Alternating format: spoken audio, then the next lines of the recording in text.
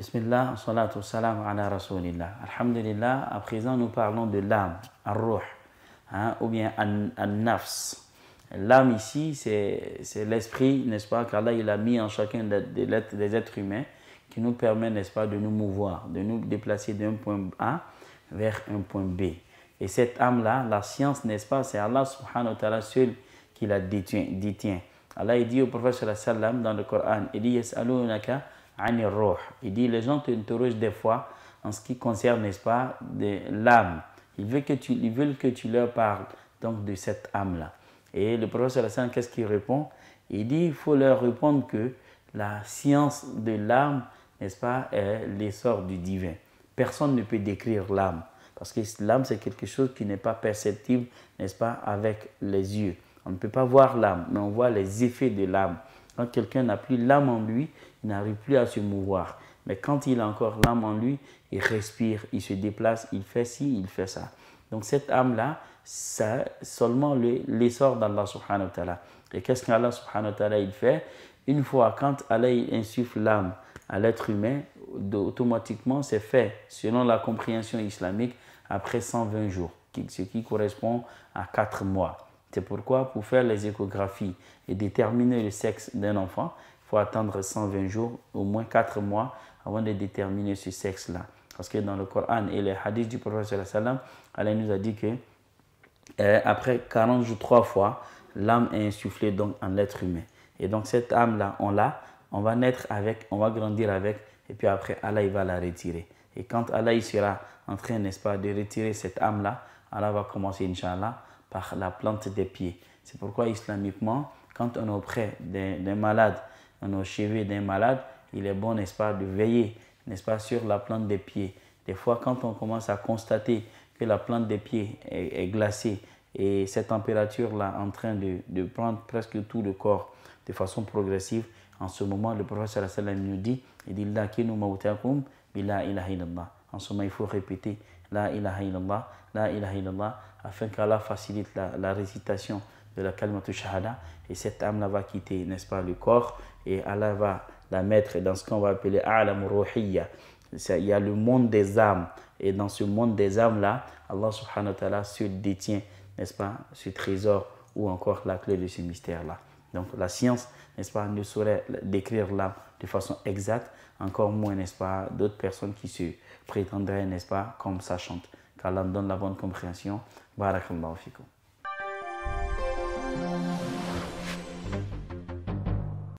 Le sujet en question, c'est l'arme.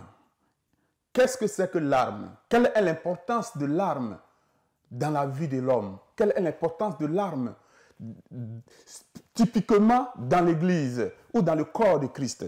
Donc, je vais lire Marc 8, versets 36 à 37. Car, que profitera-t-il à un homme s'il gagne le monde entier et qu'il fasse la perte de son âme? Ou que donnera un homme en échange de son âme? Et dans Ézéchiel 18, là-bas, il a dit que, Ézéchiel 18, 4, il a dit que l'âme qui péchera, c'est elle qui mourra. Donc, vous voyez que l'âme est importante. L'être humain est composé de 3 parties. Il y a le corps, il y a l'âme, et puis il y a l'esprit. Et chaque fois que la Bible parle de l'âme. La Bible n'a pas dit que qu'est-ce qui gagnera l'homme de perdre son corps. Mais perdre son âme, c'est ça qui est un problème. Pourquoi? Parce que l'âme est la chose la plus importante. C'est l'âme qui a besoin du salut. C'est l'âme soit qui t'oriente, qui donne ta destinée après ta mort. Est-ce que ton âme, dans ton âme est habité l'esprit de Dieu ou bien l'esprit du diable? C'est ça qui est très important. Bon, mais je vais donner quand même un petit enseignement sur l'arme. Nous savons que le corps a 5 sens. La vue, le goût, le toucher, l'odorat, la mémoire et l'ouïe. Maintenant, l'âme aussi a 5 sens qui sont l'imagination, la raison, les sentiments, la mémoire et la conscience. Quand la parole de Dieu dit à une fois de ne pas prêcher, il faut vous prêcher. La parole de Dieu dit que dans Osée 12, 14, que c'est pas un prophète que Dieu fait sortir son peuple et c'est pas un prophète que Dieu garde son peuple. Alors que toi, dans ton âme là-bas, tu vas dans une église. Or, la Bible ne dit pas que c'est par une église que Dieu garde ses enfants. Dieu n'a jamais fait sortir ses enfants par une église. Dieu n'a jamais sauvé ses enfants par une église. Dieu n'a jamais autorisé la femme de prêcher. Dieu n'a jamais dit qu'on peut sucer le sexe d'un homme ou bien ainsi de suite. Ce que ton âme aime là, c'est ça qui détermine si tu es avec Dieu ou bien tu es avec le diable.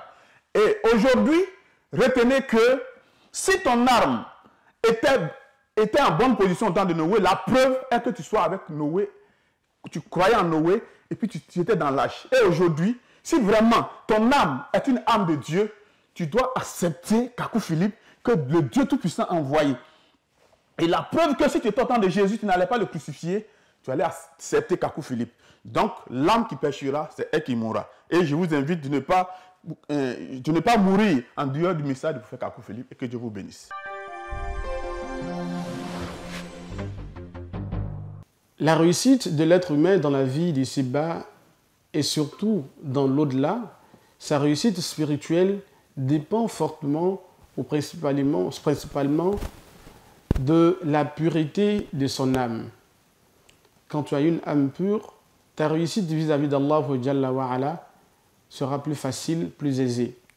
Voilà pourquoi Allah Jalla wa Ala dans le Coran, il nous dit « Qad aflaha man zakkaha »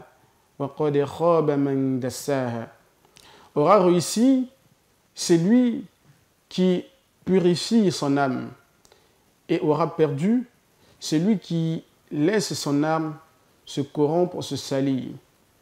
Donc notre réussite dans le dunya et dans l'au-delà dépend exclusivement de la pureté de notre âme. Voilà pourquoi le Coran nous cite les 3 catégories d'âme. Et ces 3 catégories sont fonction de l'état spirituel de chaque personne. La première catégorie d'âme est ce qu'on appelle an-nafsu al-mutma'inna, l'âme apaisée. L'âme apaisée est l'âme qui incite la personne qui porte cette âme-là, à toujours faire le bien, à s'écarter des interdits d'Allah Jalla wa Ala. Et donc, c'est l'âme des pieux, des personnes qui sont les plus rapprochées d'Allah Jalla wa Ala. Et ces personnes portent l'âme an-nafsu al-mutma'inna. La deuxième catégorie d'âme est ce qu'on appelle an-nafsu al-lawwama. C'est l'âme qui se blâme. C'est-à-dire que c'est l'âme des personnes qui sont à la fois dans le bien et dans le mal. Je pourrais dire par moments 50-50. Ce sont des gens qui sont des gens bien, mais par moments, ces personnes commettent de grands péchés. Mais lorsque ces personnes commettent ces péchés-là, quelque temps après, se ressaisissent, demandent pardon à Allah Jalla wa Ala. Donc ce sont des personnes-là qui portent des âmes qui les incitent à faire le mal. Mais après avoir commis ces péchés-là, ces personnes se ressaisissent constamment, elles demandent pardon à Allah Jalla wa Ala. Donc elles sont généralement entre le bien et le mal. Ça, c'est la deuxième catégorie d'âmes. Donc ça fait partie, donc c'est l'âme des personnes qui sont moyennement faibles ou qui ont une moyenne, je vais dire, juste en termes de spiritualité.